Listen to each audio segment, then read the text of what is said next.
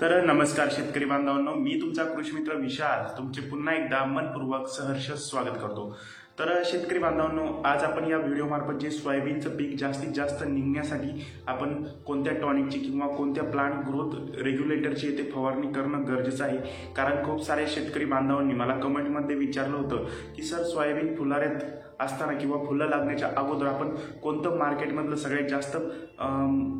Result देणारं tonic आहे किंवा जे चमत्कार किंवा जे लिओसिन असतं यांसारखे जे प्लांट ग्रोथ रेग्युलेटर आहेत, तर यांची फवारणी आपण कधी घेतली पाहिजे, त्यांचं प्रमाण किती असलं पाहिजे आणि त्यांचे आपल्याला कशा प्रकारे इथे रिझल्ट दिसून येतील या संदर्भात मी तुमचा मित्र तुम्हाला सविस्तर माहिती देण्याचा या व्हिडिओद्वारे प्रयत्न करणार आहे।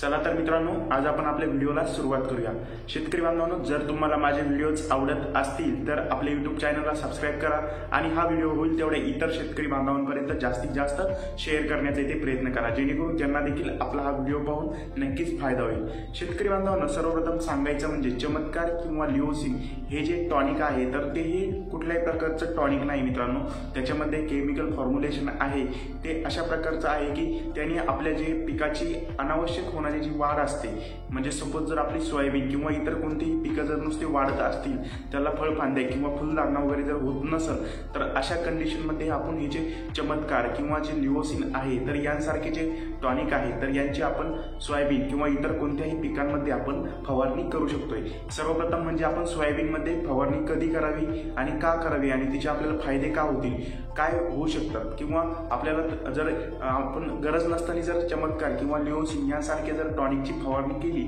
तर आपल्याला त्याचे म्हणजे तोटे कोणते, म्हणजेच नुकसान कोणकोणत्या प्रकारचे ते होऊ शकते या संदर्भातच माहिती घेऊ। सर्वप्रथम सांगायचं म्हणजे जर आपल्या सोयाबीन पिकाची जर अनावश्यक वाढ होत असेल, म्हणजे जर आपल्या सोयाबीन पीक फक्त जर वाढतच असेल, कधी कधी काय होतं, आपण शेतकरी मित्रांना माहिती नसतं तर ते फक्त नत्रयुक्त खताचा जास्तीत जास्त वापर करतात आणि अशा कंडिशनमध्ये काय होतं, आपली जी सोयाबीन आहे तर ती जास्तीत जास्त वाढते, परंतु तिला फुलधारणा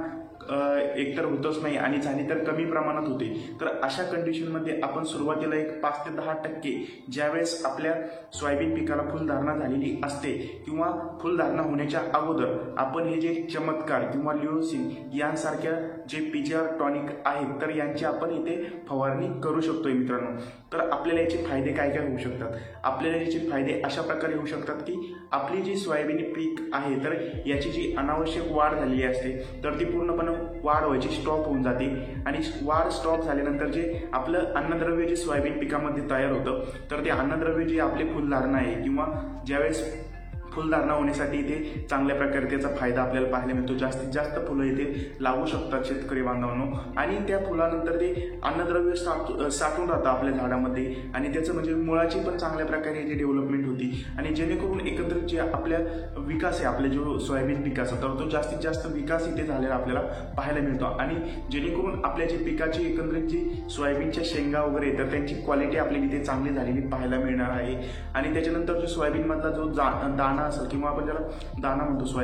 सोयाबीन म्हणतो, तर ती सोयाबीनची क्वालिटी जी असणार आहे तर ती आपल्याला इथे चांगल्या प्रकारे चकाकी वगैरे आलेली त्या दाण्यावरती आपल्याला पाहायला मिळू शकते शेतकरी बांधवांनो। हे झाले फायदे, परंतु आपल्याला वापर कधी करायचा, एक तर फुलं लागण्याच्या अगोदर आणि एक 5 ते 10% फुलं जास्तीत जास्त लागलेली असेल तर अशा कंडिशनमध्येच आपण याचा वापर करावा। जास्त 50% किंवा 50% पेक्षा जास्त जर फुलधारणा आपल्या सोयाबीन पिकामध्ये जर झालेली असेल तर अशा कंडिशनमध्ये एकतर आपण कोणतीच फवारणी घेणं योग्य नाहीये आणि आपण जर चमत्कारची जरी फवारणी घेतली तर आपल्याला त्याचे रिझल्ट किंवा लिओसिनची जरी घेतली तरी आपल्याला त्याचे रिझल्ट इथे खूप कमी प्रमाणात दिसून येऊ शकते मित्रांनो। हे झाले फायदे। आपल्याला याचे नुकसान काय होऊ शकते, सपोज जर तुमची सोयाबीन आधीच वाढेल नसेल, म्हणजे ग्रोथ जर कमी असेल, तर अशा कंडिशनमध्ये जर आपण चमत्कार किंवा लिओसिन यांसारखे जर पीजीआरची फवारणी जर केली तर तिची वाढ एक आणि 8 ते 10 दिवसाच्या कालावधीसाठीची वाढ आहे पूर्णपणे सोयाबीन पिकाची, तर ती पूर्णपणे इथे स्टॉप होऊन जाते आणि पूर्णपणे वाढ स्टॉप झाल्यामुळे काय होतं, म्हणजे जी ग्रोथ आहे सोयाबीनची तर ते ॲक्च्युअली म्हणजे जशी व्हायला पाहिजे तशी होणार नाही। तर मला मेन म्हणजे सांगायचं एवढंच आहे की ज्यावेळेस आपली जी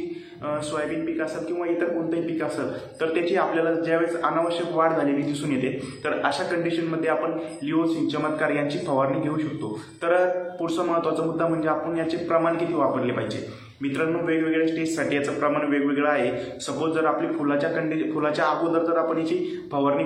करणार असाल तर प्रति 20 लिटरच्या पंपसाठी आपण 25 ते 30 ml चमत्कार किंवा लिओसिन यांसारखे पीजीआर टॉनिकची फवारणी करू शकता। 20 लिटरचा पंप असेल तर आपण 30 मिली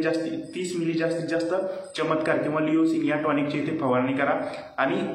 फुलाची कंडिशन होऊन गेलेली असेल आणि ज्यावेळेस आपल्याला सोयाबीन पिकाला शेंगा लागलेल्या असेल, म्हणजे शेंगा लागायला सुरुवात झालेली असेल किंवा पूर्णपणे शेंगा इथे लागलेला असेल, एकदम छोटे छोटे शेंगा असतात सुरुवातीला, तर अशा कंडिशनमध्ये आपण प्रति 20 लिटरच्या पंपसाठी 35 ते 40 मिली चमत्कार किंवा लिओसिन यांची फवारणी करू शकतो। हे 2 स्टेजमध्ये जर केली तर कधी पण योग्य राहील। एक फुलं लागण्याच्या अगोदर आणि दुसरी म्हणजे ज्यावेळेस आपल्या पिकाला शेंगा लागतात सोयाबीनला, तर ते शेंगा लागल्यानंतर आपण एक फवारणी करू शकतोय, जेणेकरून आपलं जे पूर्ण म्हणजे जे इतर होणारे खर्च आहे आपल्या सोयाबीन पिकाचा, जसं की जे नवीन ग्रोथ होते तर ती ग्रोथ पूर्णपणे स्टॉप होईल आणि अन्नद्रव्य आहे तर ते आपल्या जे शेंगा लागलेल्या असतात सोयाबीनच्या, तर ते शेंगामध्ये पूर्णपणे खर्च होईल आणि एकंदरीत जी आपली सोयाबीन पिकाला जे